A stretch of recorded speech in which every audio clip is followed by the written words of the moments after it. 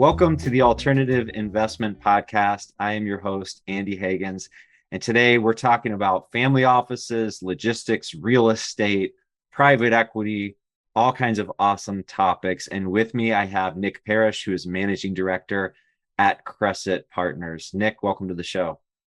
Hey, Andy. Thanks for having me. Yeah, and right before we hit the record button, we were talking about everything that Cresset is involved in, which I was fascinated by. But then I was like, you know what? We got to shut up and click record and get this conversation recorded. So I want to start with the origin story of Cresset Partners because I know Cresset is a very diversified business that was born from family offices. So could you tell us a little bit about the origin of Cresset? Happy to do it, and hopefully I can maintain that same organic flow that we had going before. But happy to be here and really appreciate you having us. I think you're right. I'm happy to tell you the origin story at Cresset, and I think it's important because in so many ways it colors the way we think about investing and the way we deploy capital, and that's really based on kind of where we came from and how we were founded. So. Take probably 10 years back, our two co-founders, a gentleman named Avi Stein and Eric Becker. Both Avi and Eric were private equity investors. Both had long storied careers, both as operators as well as building private equity funds. That dates back 30 years between Avi and Eric. Individually had built more than 150 companies, raised and deployed a significant amount of capital. The great thing about being in private equity is when you do well for your limited partners, you tend to do pretty well for yourself. And so both had, managed to create personal wealth for themselves. And in early 2010s, separate, unrelated, we're both faced with personal tragedies. Avi was diagnosed with stage 4 lymphoma and wound down his activity and his fund to focus on getting better. Eric lost a daughter to leukemia, a 21-year-old daughter to leukemia. And so he took time off, left his business and focused on philanthropy. In that time away, they started focusing on family, and both had built their own family offices through which they were investing capital for themselves, for their children. They were both at their hearts private equity investors. So they loved buying businesses, they loved buying real estate. And that was really what fueled them. And a couple of realizations happened during that time. One, they both realized they were no good at retirement. They both like building and buying things, and so they were looking for that next opportunity. And two, they found that as they were now private citizens out trying to identify high quality, interesting private market opportunities, particularly focused on private equity and real estate, they looked across the landscape and they struggled with what they found. They could go invest in big multi-billion-dollar funds, often at high fee levels and a lack of transparency. Mm-hmm. They could go source things from their buddies at their country clubs, but the quality of those opportunities were limited. They as individuals didn't have what they felt was the right degree of scale to go out and really fully diligence opportunities and execute to the level they did at their firms. And so they saw this opportunity to pool their capital together with the vision of over time bringing in other families, with the belief that with scale comes advantages. You can hire more and better talent. You can you can face the investment community with larger dollars and therefore drive better benefits. And so it was through that idea that Cresset was born. It was really, came from Avi and Eric's family offices, which over time has grown quite meaningfully to represent today more than 1,000 families. Wow. Investing, yeah, wow. 1,000 families, approaching $30 billion at this point. And really providing full outsourced multifamily office solutions across public and private market investing, trust, estate, tax, governance, next gen education, concierge. But at its core, very much focused on private markets. Right. And so And with why that, is that? I'm sorry to yeah, interrupt, but yeah, please. when I hear family office, let's say you wave a magic wand, you put me in charge of the family office. There's really two sides to it, right? There's the practical, well, there's probably more than two sides, but there's at least two sides. There's that practical side of dealing with people and estates and trusts and, legal accounting. And then there's the side with investment management. I mean, I honestly, I get the sense that managing the investments is maybe the smaller part of the job. But I think you could make an argument like, well, let's just do 60/40 Vanguard index funds, stocks and bonds, call it a day, get a great tax attorney, get a great tax accountant, and focus on the human side of this. So why the focus then on private equity and alternatives? Is it because the returns are higher with less volatility, or is it just because this is how we're wired and we get bored just holding the Vanguard index fund? So it's funny, Andy. In the family office space, there's an all too used phrase, but I'm going to use it again. If you've seen one family office, you've seen one family office. I think by the very nature of the term and family, and it's a very personal thing. And we spoke before. I mean, the definition of what constitutes a family office is different to everybody. Family office for some is an individual and a bookkeeper doing accounting, and that's the family office. Mm-hmm. There are others that are multi-billion dollar, multi-hundred employee organizations with their hands in everything and everything in between. It really is a very personal experience for many people.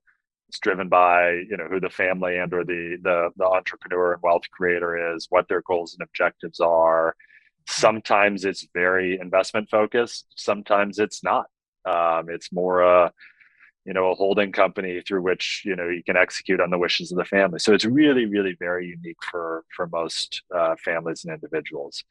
I think what drove things for Avi and Eric and for Cresset, they had this time away where they were trying to find their next opportunity. And one of the topics that came up was around wealth creation. How has wealth been created, in the United States in the last century? And they actually, during that time, petitioned a study, used a research group to go out and look at. I don't remember what the universe was, but it was Forbes data, one of the kind of billionaires list, and look back over a long period of time, and basically came to the realization that wealth was created, by and large, by doing two things: either owning a private business or by owning a real estate. And what was most interesting to them is the average hold period on those investments was long. So 22, 23 years. So the idea was true wealth has been created either it's through ownership, through owning an asset, through owning a business or real estate, and holding that for a long period of time and being able to grow and compound that wealth. That's not news to large institutions and frankly large family offices who have look at the endowments and pension funds. Mm-hmm. They've been investing in private equity and alternatives going back 20, 30 years in some cases. So that's very commonplace in the institutional world. That hasn't necessarily trickled down to the, let's call it, ultra high net worth, smaller family office space. But the value's there, and that's been evidenced by many of these large institutions that long-term wealth creation. There is an illiquidity of premium that exists in the market, where if you can find good opportunities with good partners, be willing to hold that for a long period of time, there is additional return that can be generated. And the vision was let's try and bring some of that opportunity down to a level that didn't necessarily exist before. Yeah, no, I get that. And that's a phrase that I hear over and over: patient capital. We've had DJ Van Coren on the show, who's involved with the Family Office Real Estate Institute, and he loves that term, patient capital. And it makes sense to me that so many of these family offices have their origin with entrepreneurs, whether they're real estate entrepreneurs or private equity. And, as I get older, I think I'm an entrepreneur, and I think about a couple businesses that I've co-founded and then exited and then grew to be like way larger than I ever thought they could be. And so I've kind of learned that lesson of patient capital Yeah. the hard way, I suppose. But let's talk about what being patient can actually give you in real terms, in terms of ways that it can enhance your returns, in terms of how it can give you more flexibility in your investment strategy. So I know that Cresset Partners has a lot of works in a lot of different investment asset classes. And you've made a comment, but at least before we recorded, that you have that opportunity to be opportunistic. So can you tell our listeners, like, what does that really give you? That long-term time horizon, in practical terms, what does that mean? What's the difference then between a family office that's thinking that way versus another type of asset manager that has their own sector that they have to follow, in many cases legally, that they're obliged to follow? Yeah. Yeah. I'll answer that in a couple of ways. I think, one thing that's important, liquidity is one of the most overbought assets in the world, and in the sense that many people don't understand their own need for liquidity and therefore probably value it more than they need to. So if you're dealing with true family offices who have what is multi-generational capital, it was like part of their capital that they need to live. And I use the term live loosely. I mean, like that, even if you have homes and debt payments and everything else, there's a certain finite amount of capital that you need, that if set aside, managed appropriately, asset liability matched, with a high degree of certainty, you can cover your bases there. 3 years So, living expenses or 5 years living expenses or whatever the formula is, right? and everybody can come to their own comfort level in that. But the Sure. bottom line is, if you're truly a family of scale or an investor of scale, that's going to leave you with a pool of surplus capital, which is probably meaningful, Mhm. which will never be spent in your lifetime. And so that's the flexible capital. That's if you can really isolate that capital and say, what's the money that I don't need, that can go out and be much more return seeking, focus on those longer opportunities. That gives you more flexibility. It gives you the ability to look across asset classes, across time horizons, allows you to go up and down capital structures where you have a broader set of tools that you can employ in your investment strategy, and you don't have to be beholden to one particular time frame or asset class. And that's very much the lens that we look at the world through. So we at Cresset collectively manage $30 billion. We look at the world through the lens of, what would a $30 billion single family office do? What Mhm. would you do if you had no defined investment mandate, if you had a broad set of relationships and networks through which you could source opportunities, a broad and skilled team that has the ability to really isolate and execute on these strategies, and you had an undefined time horizon? You could invest in things that are 2 months or 20 years. If you had that flexibility and could really stack up what's the best risk return profile, how would you do that? And that's a real advantage. We don't, so when you're a hammer, everything looks like a nail. We don't have to be in any one asset class all the time. We can really be looking opportunistically. And we talked a little bit, or you referenced logistics, real estate.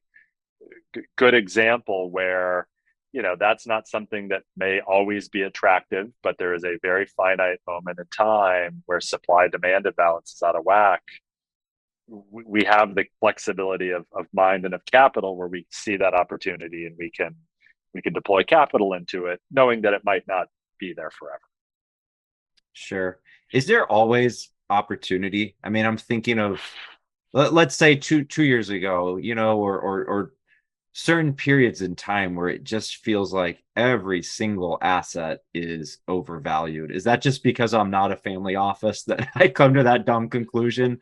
Or because I mean, even at the institutional level, like speaking of logistics, real estate, I mean, you saw institutions wanting to buy just portfolios of logistics, real estate, industrial real estate, warehouse, and they have to put to work large amounts of money. It's not necessarily about getting the most attractive valuation. It's like we have to deploy a huge amount of capital, what's available. So how does a family office deal with that with a market environment? And maybe we're not there anymore, but in a market environment where it just feels like everything is overvalued. Yeah, great question. Listen, I think it's back to the flexibility of mandate. We don't have to deploy capital. It's if the market is such where there really is truly no opportunity, and the best decision, again, looking across the spectrum of risk return, if the best decision is to hold cash as opposed to deploying it into overpriced assets, you have the flexibility to do that. Now, I would argue that if you had really a truly untethered or flexible mandate, you can find opportunity. Mhm. Um, and But that will it exists. scale? Will it scale, to the amount of money that you're managing? That's a different question, right? Absolutely. And it's, you sometimes have to be creative to find it. And, Sure. it, by the way, may come, an important part.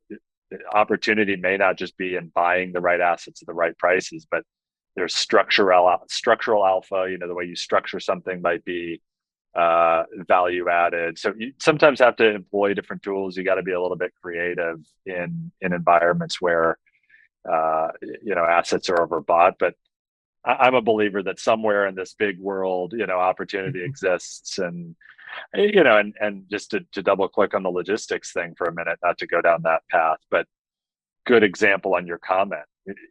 Logistics is not new news to anybody. The e-commerce revolution's been happening now for years, if not the last decade. That has driven a change in the way our supply chain functions, and we're operating on a antiquated supply chain, and we're shifting into what will be a kind of new supply chain built around e-commerce and reshoring. That's not news. It's a trend that's been happening for a while. There are a large number of investors who like industrial and warehouses as an asset class and are deploying an extraordinary amount of money, thus driving prices up. And so that's been happening for years. But what's interesting is there is a fundamental shortage of these logistics facilities, but there's a shortage of capital that's able to deploy them. Most of those big institutions that you're talking about, either by mandate or by choice, are not able to develop logistics facilities. So they are happy to buy those logistics facilities once they are built, leased, and stabilized, but they can't build. And so that's where someone like us can step in and say, okay, we have expertise in logistics. We have the ability to be more patient and underwrite different risks than an institution might. And Sure. so if we can step into that gap, build logistics facilities, ultimately knowing that there's an off ramp for those, that's a really attractive dynamic for us. And so sometimes it's just looking at the same opportunity through a different lens. With that flexibility, we can create the opportunity. And the scale. I mean, reading between the lines, it sounds to me, well, you need the flexibility, but you also need the scale, right? Like I can't go buy build a 5,000 square foot warehouse and sell that to CalPERS. CalPERS might be saying, well, we want to, maybe not CalPERS. I don't know if they're allowed to, but some big institution might, we want to deploy $1 billion in capital or 5 billion in capital into the sector, but there's nothing available even to buy right now. So a family office with the capital and the scale and the know-how to go out and build it, you basically know that there's a buyer on the other side before you even build it. We recently had Saxum on the show. I don't know if that episode is published yet. I think it's publishing shortly. But Chad, he talked about just the fundamentals with industrial real estate and multifamily are so strong. It's not that there's no risk, but you're going into a space where you have tailwinds of that supply and demand already being favorable. And if you project out another 20 years, if anything, the delta, what's needed to stabilize the market and bring those two curves into alignment, seems like it's only getting wider. Yeah. Yeah, I think just going back on address your scale point, because I do think it's a really important point, and it's a realization that we've come to is, scale does matter. particularly if you're really trying to invest in institutional quality assets. And it's in part back to our origin story part of the view that if we could pool together our capital and the capital of other families around us, we could get to a point where we can write checks very similar in size to an institution, but we can be a flexible, kind of more opportunistic source of capital for some of these partners. And I think you're seeing that, by the way, very, not just in real estate, broadly speaking, where families, family office, multifamily office type capital is starting to compete for opportunities with more traditional private equity and real estate firms because the size and scale is there, but you don't have some of the constraints of, let's say a pension fund or a more established fund. So I think that scale piece is important in driving opportunities. On the real estate, kind of the dynamics front, I think you're right. We can talk about it in more detail, but there are some very interesting demographic seismic changes happening in the US around migration and some of this was expedited by COVID and the ability to live and work anywhere. But you are seeing some markets where the fundamental tailwinds, we use the term tailwinds a lot. We're looking for markets that are very much backed by some of those, those trends that where, influx of population is driving a shortage of multifamily, office, industrial. Those types of signals are interesting to us because even at the rate we're building and that others are building, just the sheer numbers that they're driving those trends give us a lot of comfort as we're going into those markets. And do you believe that nationally? I mean, are you looking just in terms of sectors, multifamily, industrial? Industrial, I guess, is a little different because we need a distribution system all over the United States, right? And pretty much short of enough real estate everywhere.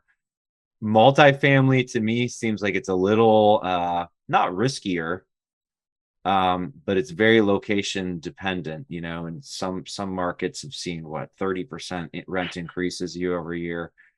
Does that concern you, the geographic risk, or are you either outsmarting it or are you so diversified that it doesn't even really matter over a long enough timeline?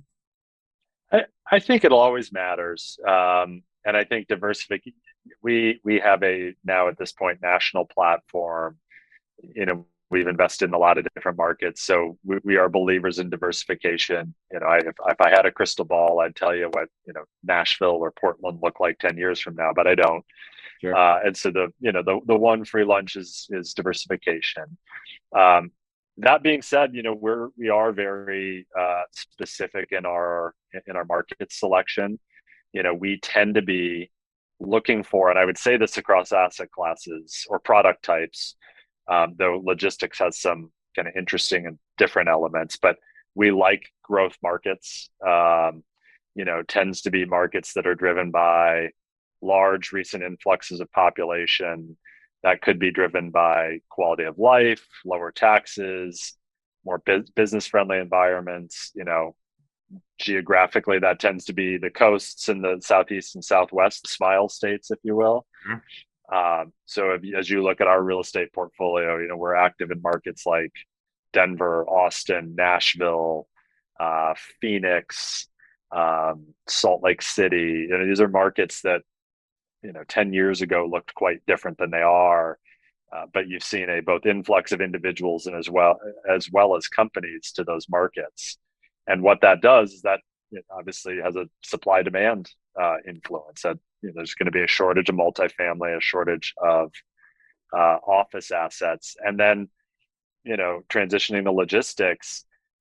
Those same factors drive logistics demand as well. It's a lot of these logistics facilities are meant to serve consumers who are now buying and shipping a lot of goods online.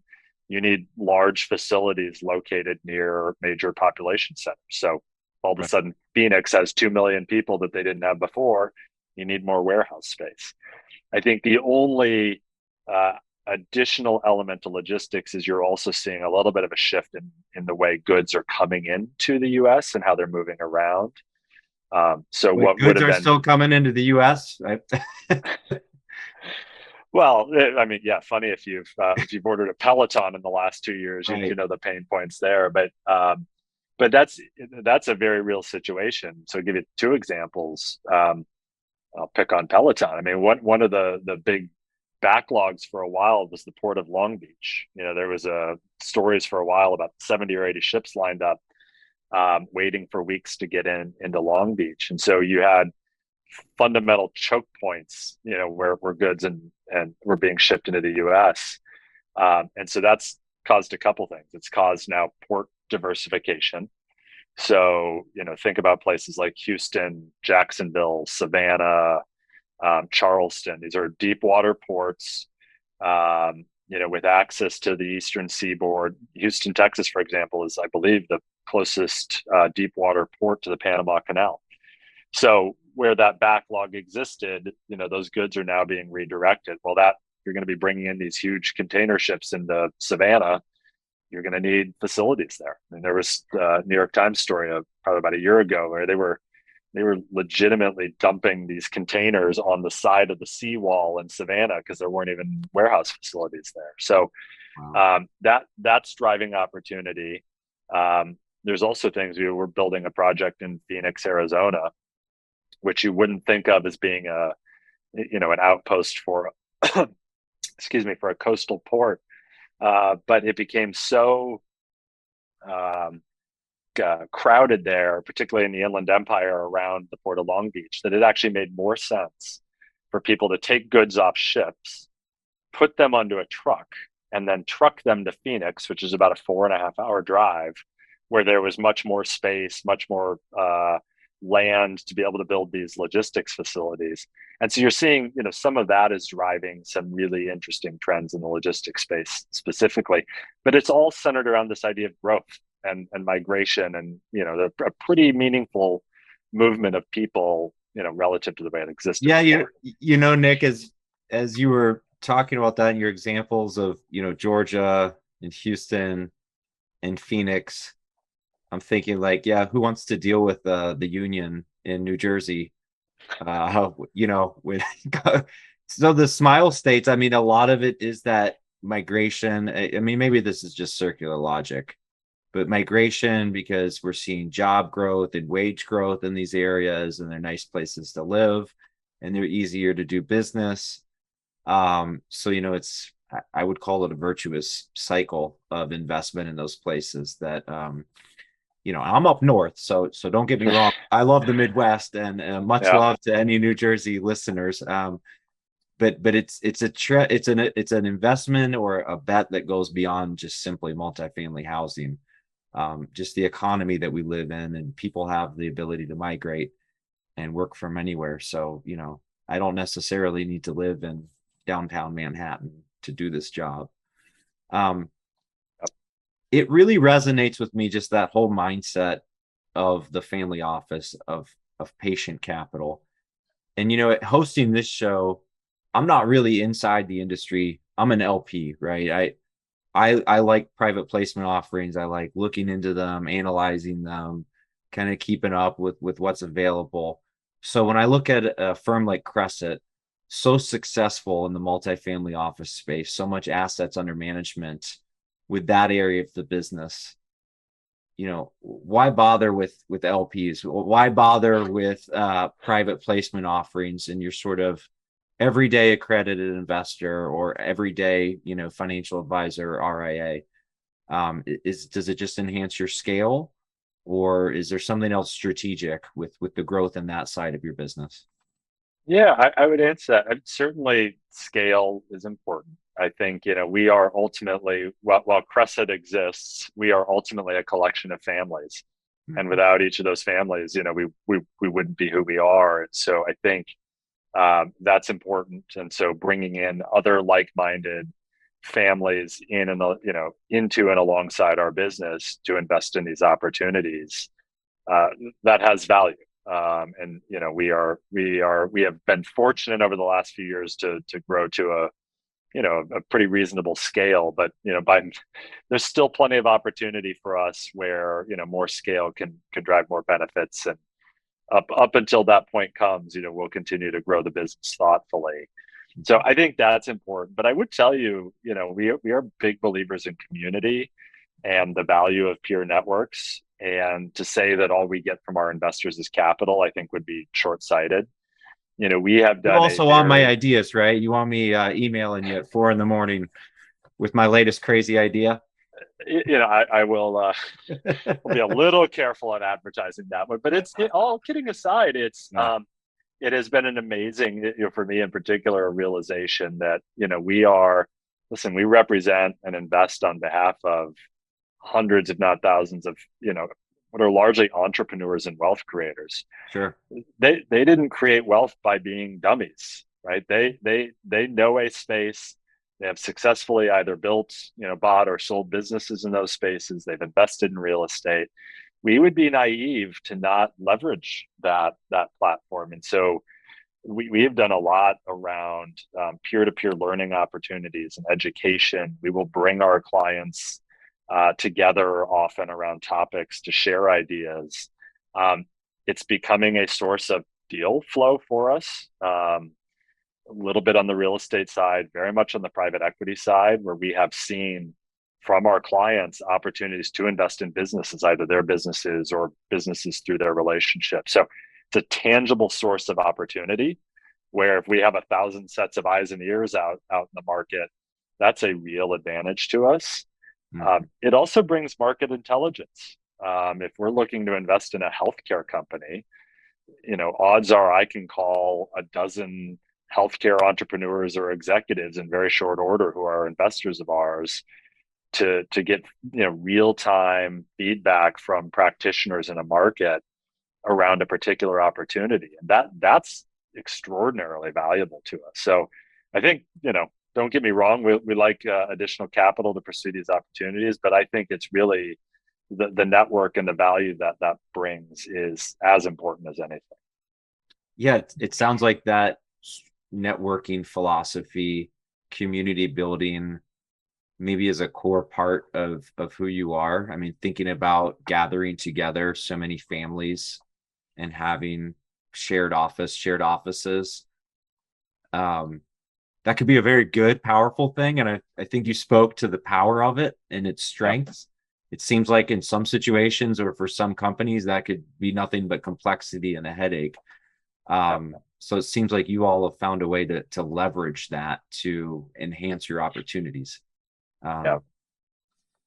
Yeah. And I think it's, one of the things that we've liked about, many of us here were in the institutional investing world at some point.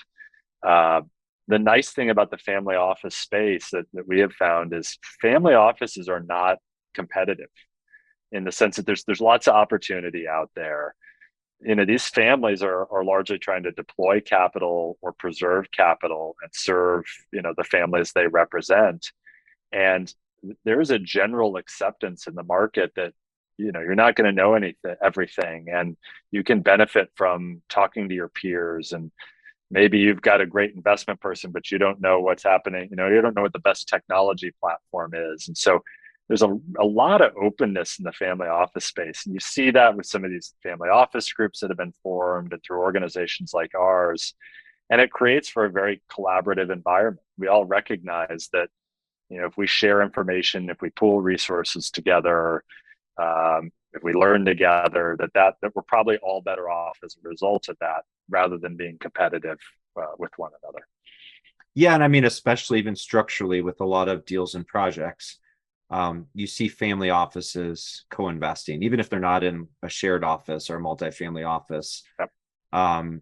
Just because it's an easy way to diversify, but also have that direct ownership and still have some control. So, I mean, I think that that setup, that sort of idea, I don't want to call it a conglomerate, but having that family office side and then having the other side that can raise money from accredited investors, that's so intriguing to me. Could you talk a little bit about which opportunities are offered to the accredited investors? So I know you all have an opportunity zone fund. I believe it may even be fund 2. Could we start with that? No, fund Yeah, 3. Wow, fund 3. I'm way out of date. Yeah, that's new. That's relatively new news. Yeah. Okay. So I will say just from the Cresset Partners standpoint, so the way we've structured our business is we will opportunistically offer investments across a variety of asset classes, private equity, real estate, venture capital. Different funds and different investments are structured in different ways. Some things will be for individual assets, where we may go create an SPV to go buy a company or a single piece of real estate. Other things will be more structured as pooled vehicles or funds, where we will be deploying capital to a number of assets because we believe there's a longer term thesis there. And so those are structured more like traditional funds that we'll make available. I have to be a little careful about what I talk about, given certain private placement rules and what's Sure. out there and not. But certainly the qualified opportunity zone strategy is probably certainly our largest. It's our largest strategy. I think our best known strategy. It is available externally, just to be clear, to qualified clients, which is a slightly different qualification than accredited investor, but very close. Not qualified purchaser, right? Now we have correct. It's a third definition. Okay. It's a third definition. It comes from the fact that we're part of a registered broker dealer, so it is a slightly higher than accredited. But goal is to, the idea of building this fund was to be as accessible as possible to the broadest number of people. When are they going to index accredited to inflation, by the way? I mean, it seems like that's almost just a workaround to the fact that accredited investor wasn't. I mean, even like every 5 years, shouldn't it just be adjust? I don't know. Sorry, I digress. Well, and the view that somehow your level of income necessarily signifies sophistication. Mm-hmm. I've met a lot of rich, unsophisticated people, and I've met a lot of very smart, less wealthy people. So anyway, that's neither here nor there. But our goal is in a lot of these fund structures to create as much accessibility as possible. Again, we're believers in this idea that by pooling together many, we can be more efficient. Opportunity zones is an area. And I'm not sure how much time you've spent on it here on your podcast, but an area that lined up very well with our business, in the sense that we are long-term investors in real estate. We are taxable investors who are always thinking about after-tax returns, and we can be opportunistic and be responsive to new and emerging opportunities. And and that's interesting. Yeah. That's a real interesting thing right there that you just said, though, because I think opportunity zones are unique in that, the tax incentive, and we do talk about it a lot on this program. The tax incentive is so valuable. You don't want to let the tail wag the dog. You want to have a good investment with good fundamentals, but the tax benefit is so substantial that it affects things quite a bit. And it seems like all these institutions, why would they be interested in opportunity zones investing, right? Because if they're not being taxed on their investment returns. So that seems to me to be an area where a family office essentially might be the biggest player, right? Like there's not going to, because you're the biggest taxable player. Sorry, go on.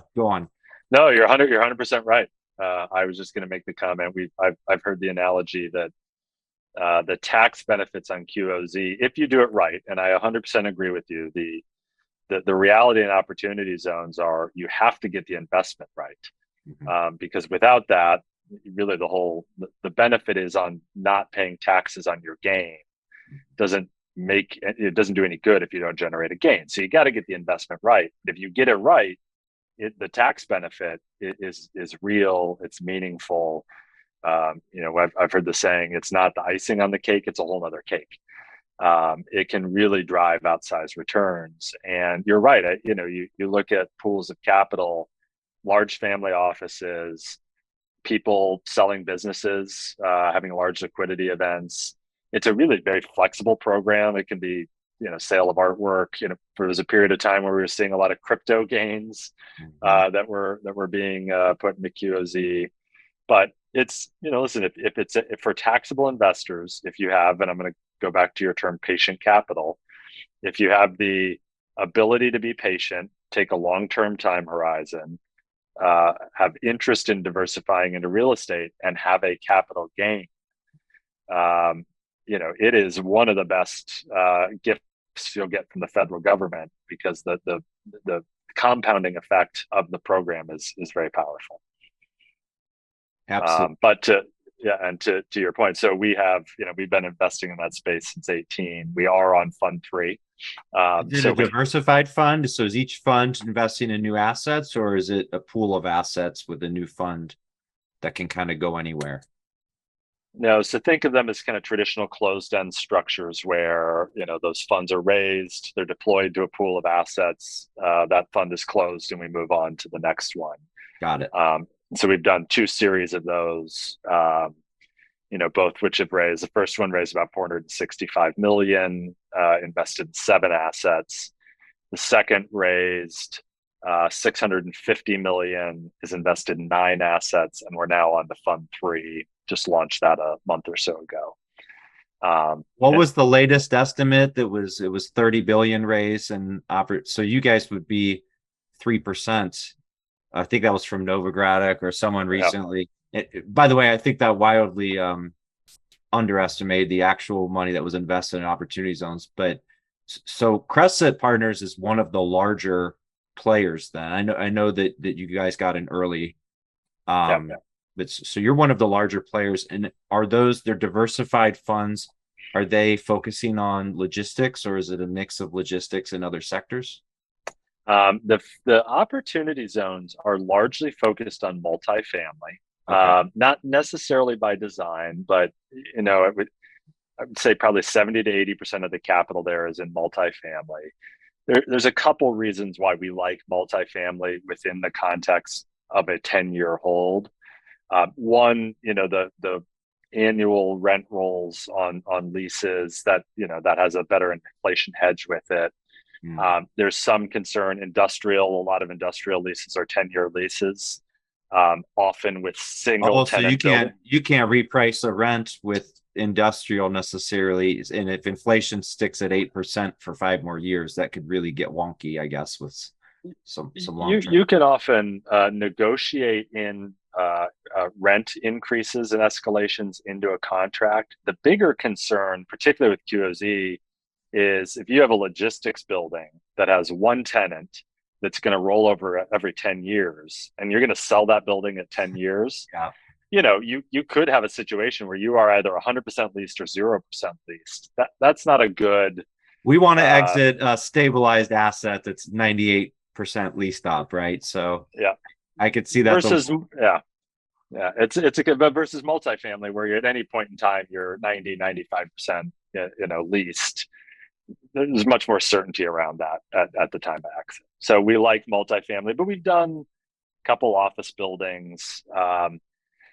Logistics is tough for that reason. The other challenge with logistics today, right now, given the current environment and the dislocation in pricing, to build a logistics building and hold it for 10 years, you're actually better to build it, lease it, and sell it. The premiums that these are fetching in the market, given that supply-demand imbalance, the economics don't work out.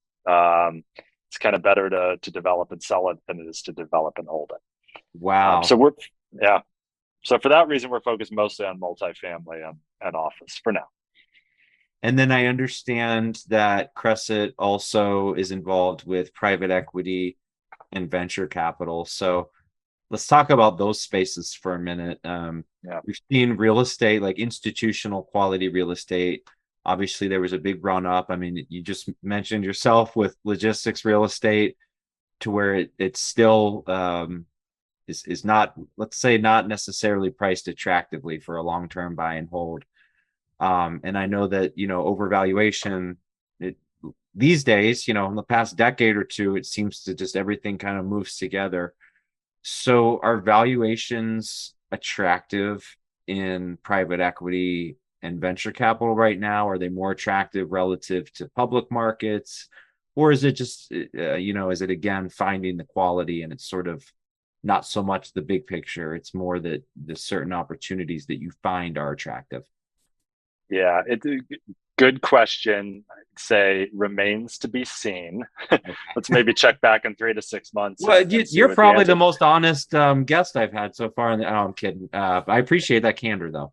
It's interesting. It's there are pockets where valuations and multiples have not come in, and you're witnessing a little bit of a game of chicken right now, where the owners don't want to reprice, but there's a general feeling in the market that the asset needs to be repriced, and everybody's waiting to see who blinks first.